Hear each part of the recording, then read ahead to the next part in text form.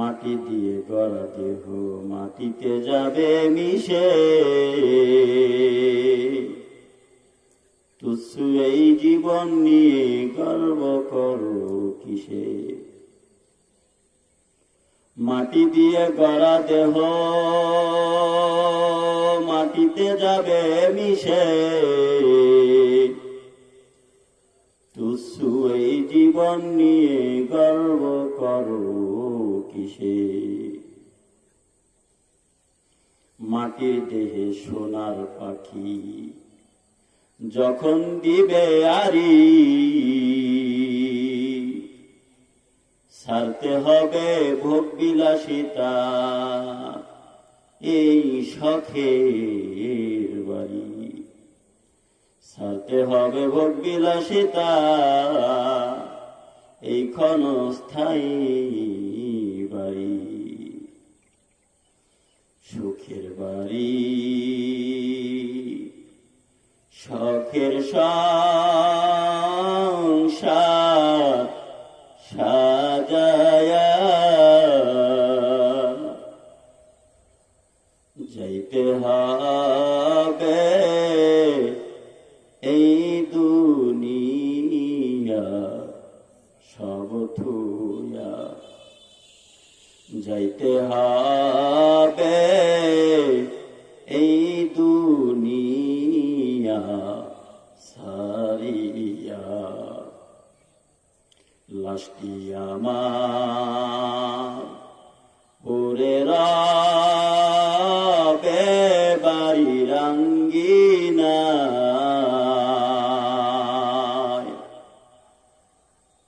আপনজনরা কাঁদবে আমি না থাকায়। আপনজনরা কাঁদবে আমি না থাকায়। শখের বাড়ি সুখের সংসার সাজায়া ও মাওলা। সুখের বাড়ি শখের সংসার সাজায়া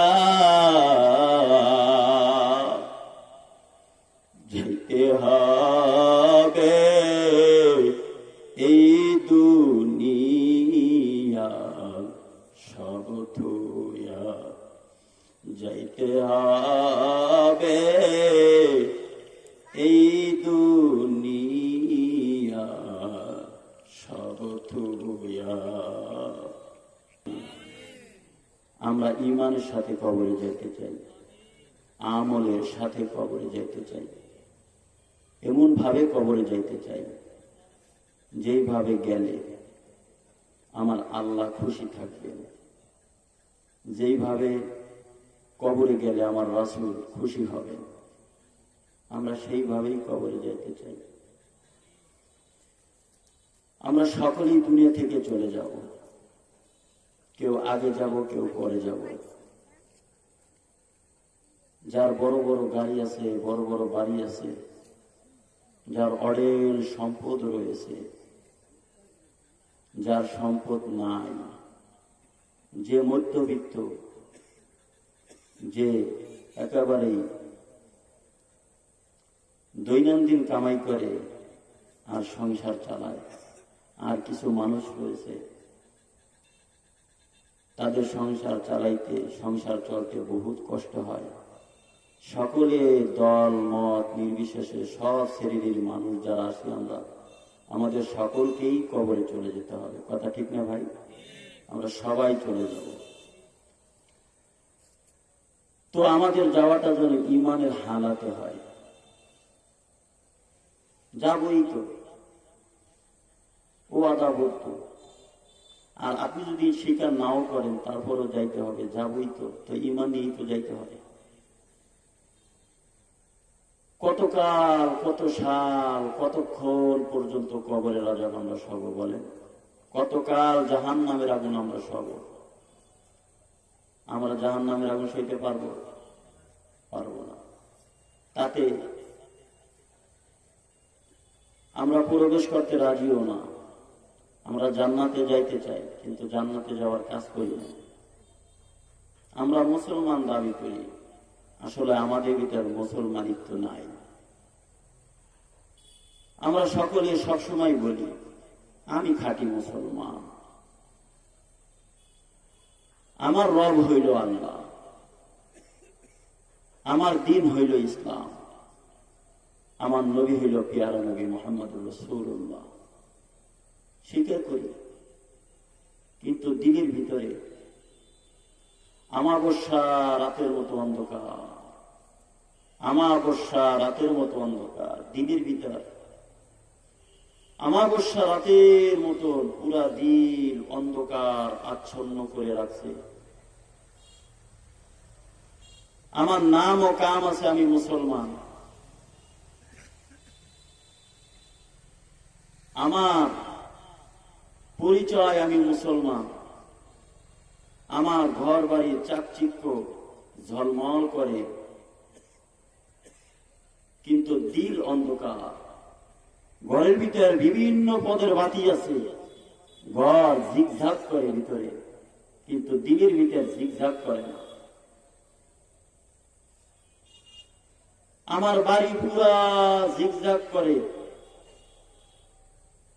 কিন্তু এই দিলটার ভিতর অন্ধকার, দিলটার ভিতর অন্ধকার। বাড়ি পরিষ্কার, গাড়ি পরিষ্কার, ধন দৌলতের অভাব নাই, সব কিছু ঠিকঠাক, ঝিকঝাক, অন্তর খালি নাপা। মূলে আমাদের কি উচিত ছিল বলেন তো? আমার ঘর বাড়ি যা হবে হবে, আমাকে আল্লাহ যে কয়দিন হায়াত দিছেন, আমি রাত্রের বেলা একটু ঘুমাইতে পারলেই হয়। আমাকে আমার মাওলা যতটুকু দৌলত দিছে, ততটুক দিয়ে আমি 3 বেলা ডাল ভাত খেতে পারলেই হয়।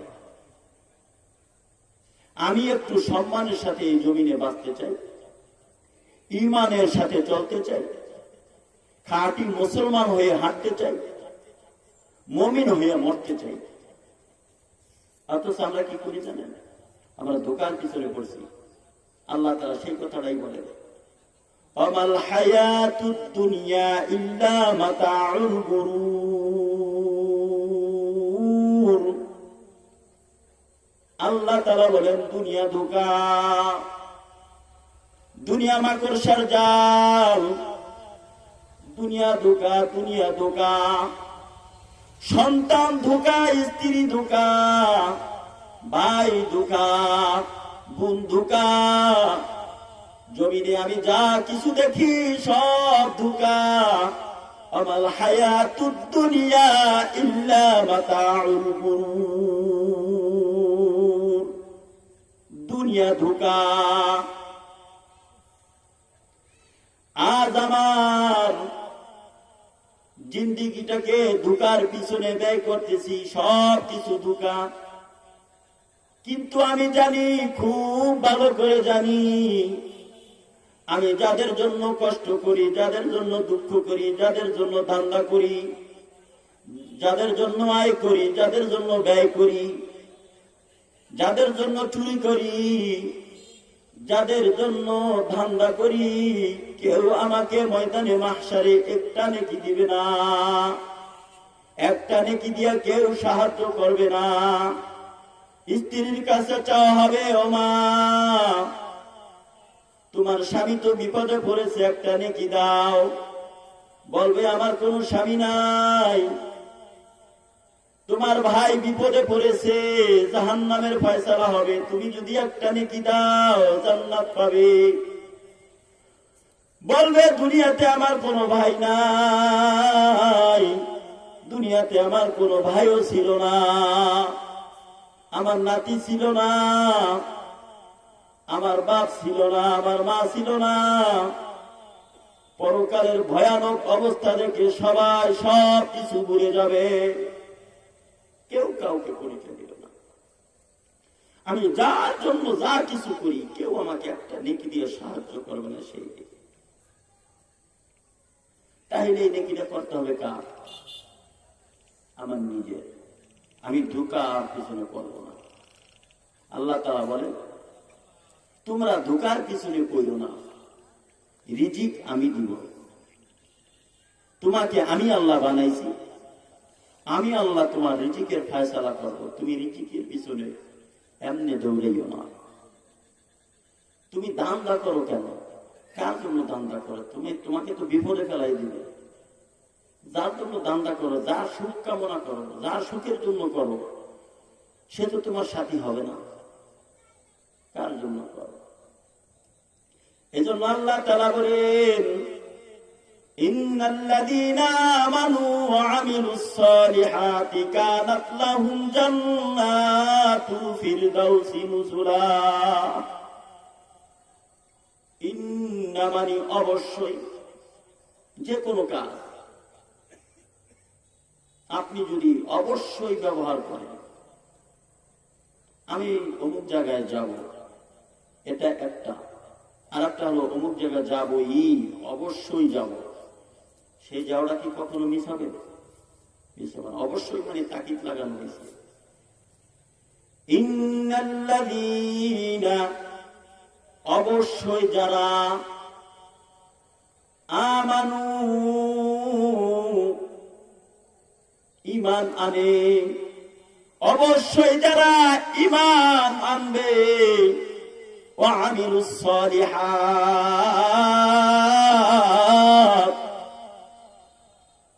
এবং সৎ কাজ করবে, সৎ পথে চলবে, সৎ পথে হাঁটবে, কানাত লাহুম জান্নাতুল ফিরদাউসি নুজুলা। আমি আল্লাহ ওয়াদা করলাম, যেই ব্যক্তি 2 গুণে গুণান্বিত হবে,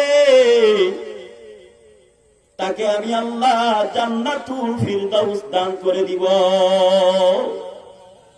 আর জোরে বলেন সুবহানাল্লাহ।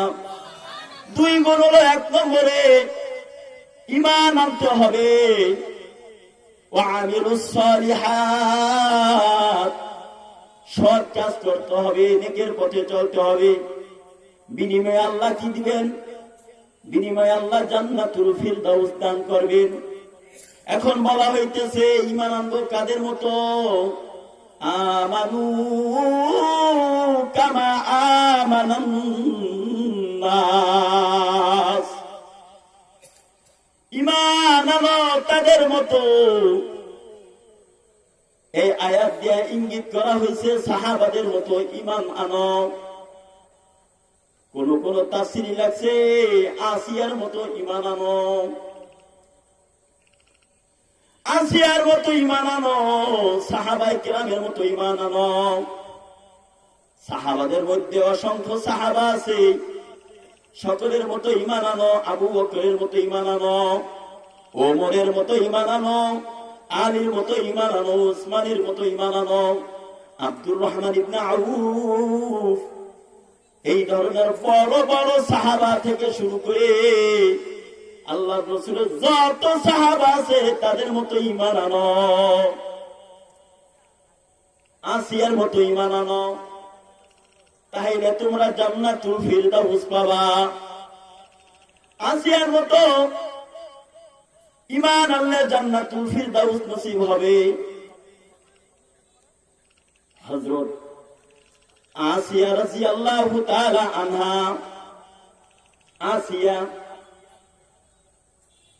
যার উপর আল্লাহ খুশি, যার উপর মূসা খুশি, তার মতো ঈমান আনো। কিসের জন্য তারা খুশি? তারা ঈমান আনছিলেন আমার মতো। ফিরাউন এত বড় বাদশাহ সত্ত্বেও, এত বড় জালিম বাদশাহ সত্ত্বেও গোপনে গোপনে মুসলমান। আসিয়ার ঘরে একজন দাসী ছিল, ফিরাউনের একজন দাসী। সেও ঈমান আনার মতন আনছিলেন। ফিরাউনের দাসী ফিরাউনের ফিরাউনের কন্যাকে যখন মাথায় আশ্রয় দিতেছিলেন, মাথা আশ্রয় দিতেছিলেন চিরুনি দিয়া, যখন চিরুনি দিয়া ফিরাউনের স্ত্রী মাথা আশ্রয় দিতেছেন, মাথা আশ্রানো শুরুতে বলতেছিলেন বিসমিল্লাহির রহমানির রহিম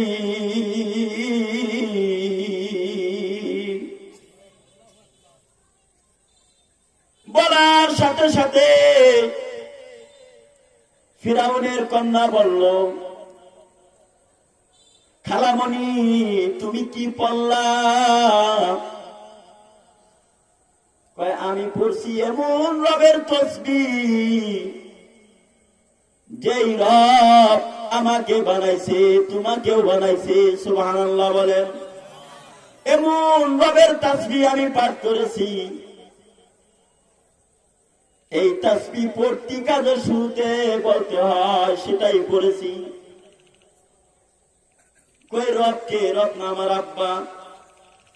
কই না তোমার আব্বা রব না, আমি যার তাসবিহ পড়েছি সে তোমার বাবার রব, তোমার বাবার রব। কই বলেন কি? আমি তো এতদিন জানতাম আমার আব্বাই রব, আমার মাও তো কোনোদিন বলল না। আমাকে একটু ভেঙে বলেন সমস্যা কি? কয় রে মা, তোমার আব্বা হলো ডুপ্লিকেট খোদা, তোমার আব্বা হলো ডুপ্লিকেট খোদা। অরিজিনাল খোদা হলো আসমান এবং জমিন সহ আমরা দুই চোখে যাহা দেখি সব তিনি বানাইছে, সব কিছুর মালিক সে। এই যে বাতাসটা দেখো, যেই বাতাস আমাদের গায়ে লাগে এই বাতাসের মালিক। এই যে রোদ ওঠে, এই রোদ্রে গাও পরে দেখো, দিনে সূর্য দেয়, দিন আলোকিত করে দেয়, যে দেয় সে আমার মালিক, তোমারও মালিক। এই যে রাত্র বানায়, রাত্রতে জ্যোৎস্না দেয়, আবার ঘোর অন্ধকার দেয়।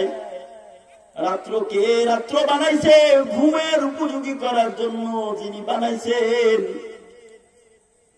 তিনি আমাদেরকে জোরে বলেন, আরো জোরে বলেন, আরো জোরে ডাক দেন, ইয়া আল্লাহ, ইয়া আল্লাহ।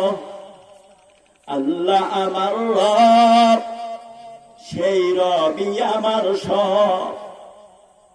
দমে দমে তনু মনে তারি অনুভব, দমে দমে তনু মনে তারি অনুভব। আল্লাহ আমার রব, সেই রবি আমার সব। আল্লাহ আমার রব, সেই রবি আমার সব। ও মাওলা তোমার দুনিয়াতে আমি যেদিকে তাকাই, অথই নিয়ামতে আমি ডুবে আছি তাই। পাক পাখালির গানে শুনি তাসবিহ কল রব, তাসবিহ কল রব। আল্লাহ আমার রব, সেই রবি আমার। আল্লাহ আমার রব, সেই রবি আমার। চিনি কেন এত মিষ্টি, তেঁতুল কেন টক, কোকিল কেন এত কালো, সাদা কেন বক, দুধ কেন এত সাদা, মরিচ কেন ঝাল, আমগুলি সব পেকে পরে কেমনে হয় তালাল। আমরা মানুষ অসংখ্য, আজ এই পৃথিবীর রঙে আমাদের হাতের লেখা মুখের চেহারা মিলে না কারো সঙ্গে, আর মেলে না কথার মিল। কুরআন বলে ঠিক, আল্লাহ রব্বুল আছে একজন, প্রমাণ হয় যে ঠিক। আল্লাহ রব্বুল আছে, যে আল্লাহ রাত্র বানায়, দিন বানায়, বাতাস দেয়, রৌদ্র দেয়, সে তোমারও রব, আমারও রব। এই কথা শুনে ফিরাউনের কন্যা পাগল হইয়া গেছে। কথা তো ঠিক, এটা তো আমার আব্বা পারার কথা না। দৌড়ে আব্বার কাছে গেছে, বলতেছেন আব্বা জান, আমাদের যে দাসী আছে সেই দাসী বলছে এই পৃথিবী যে বানাইছে এত সুন্দর গঠন দিয়া, এত সুন্দর সাজাইছে, তিনি বলে আপনি না, আপনি আমাকে এতদিন কি জন্য ভুল বুঝাইছেন? যিনি বানাইছেন তিনি হলেন আল্লাহ। কে বললো তোমার কাছে? বলছে আমাদের দাসী। ডাকছে দাসী রে, তুমি কি বলছো আমার মেয়েকে? আমি যেটা বলছি সত্যি বলছি। সুবহানাল্লাহ বলেন। আমানু কামা আমানান নাস, ঈমান আনো, ওই আসিয়ার মতো ঈমান আনো, আসিয়ার দাসীর মতো ঈমান আনো, আবু বকরের মতো ঈমান আনো, ওমরের মতো ঈমান আনো, আলীর মতো ঈমান আনো, উসমানের মতো ঈমান আনো। আমি তো ঠিকই বলেছি, একটু বিন্দু মাত্র ভুল বলি নাই। তাইনি, আমার খাইয়া, আমার পইরা, আমার ঘরে ছায়া নিয়া আমার বিরুদ্ধে কথা বলো, আবার অন্যকে তুমি আমার মেয়েকে শিখাইতেছ আমি খোদা না অন্য খোদা। তাইলে তুমি প্রস্তুতি নাও, তোমার মৃত্যুর টাইম হইয়া গেছে। ফিরাউনের দাসী বলতেছে মৃত্যুর পরোয়া আমি করি না,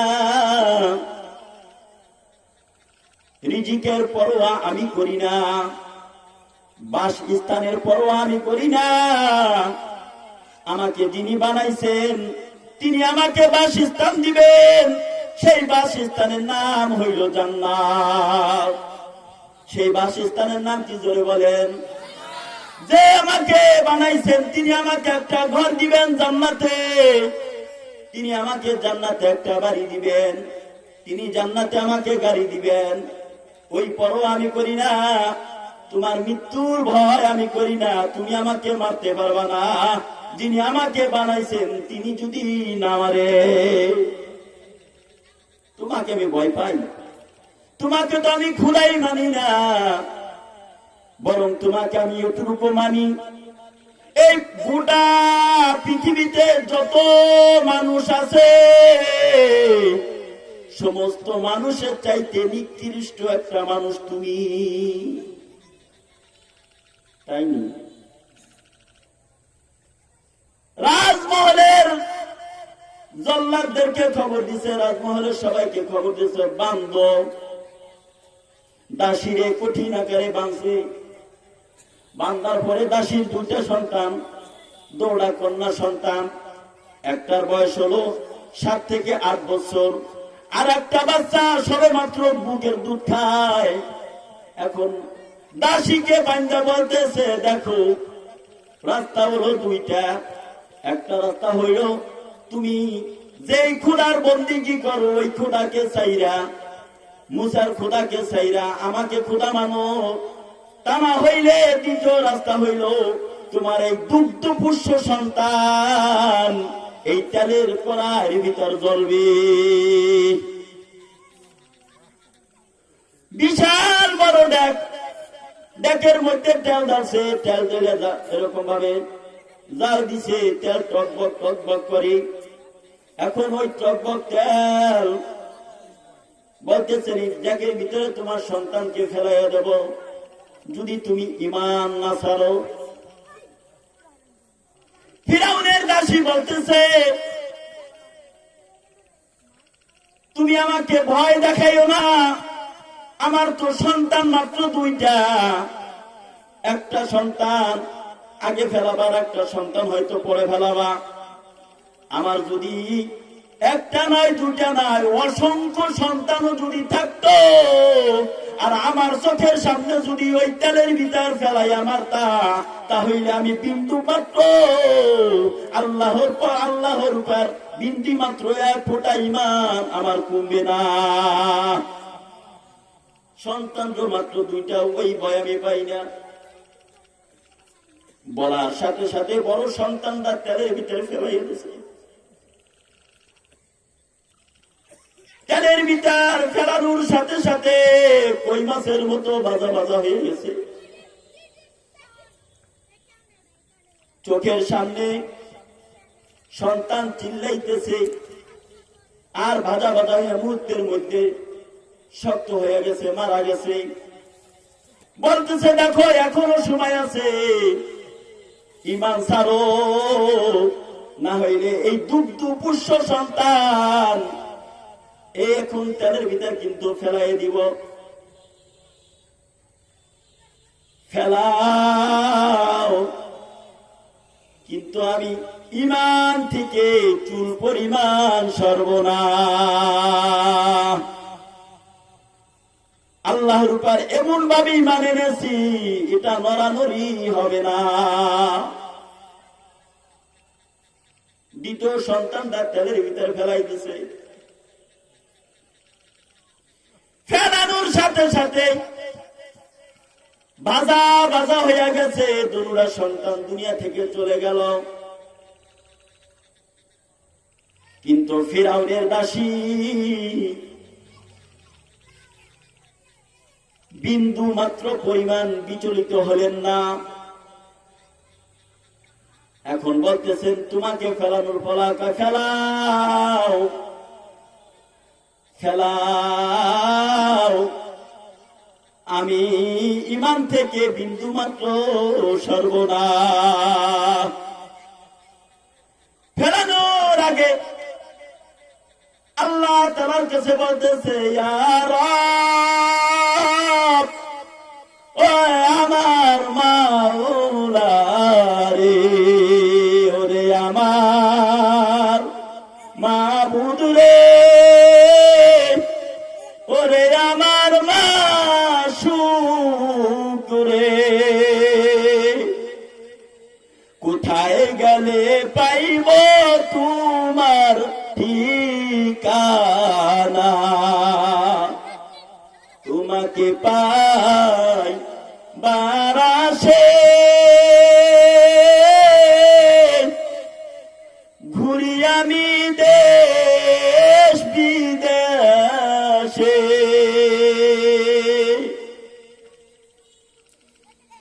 বিদ্যা মন্দির ময়দানে করলাম বিছানা।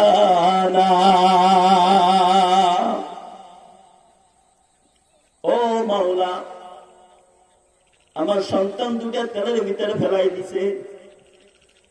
ও মালিক, এখনো আমাকে তেলের ভিতরে ফেলাইয়া দিবে। মাওলা গো, তেলের ভিতরে ফেলানোর আগে তুমি আমার সাথে একটু দেখা দাও, তোমার বানানো জান্নাতটা আমার সামনে একটু ধরে দেখাইয়া দাও। আল্লাহ তাআলা জিবরাইল আলাইহিস সালাতু ওয়াস সালামকে পাঠাইতেছে, যাও জিবরাইল, নাও জান্নাত, দেখাও ফিরআউনের দাসীকে। সুবহানাল্লাহ বলে, দেখাও জান্নাত, নাও জান্নাত, দেখাও জান্নাত ফিরআউনের দাসীকে। জিবরাইল আলাইহিস সালাতু ওয়াস সালাম জান্নাতকে হাতের তারা এনে দেখাইতেছে, এই জান্নাত মৃত্যুর পরে আল্লাহ তোমাকে দিবে। খুশি ফিরআউন। এবার বলছে ফেলাও তেলের ভিতর। এরপরে তেলের ভিতরে ফেলাইয়া দিছে। মুহূর্তের মধ্যে তেলে সিদ্ধ করে ভাজা ভাজা করে ফেলাইছে। হায় মুসলমান, আমানু কামা আমানান নাস, ঈমান আনো,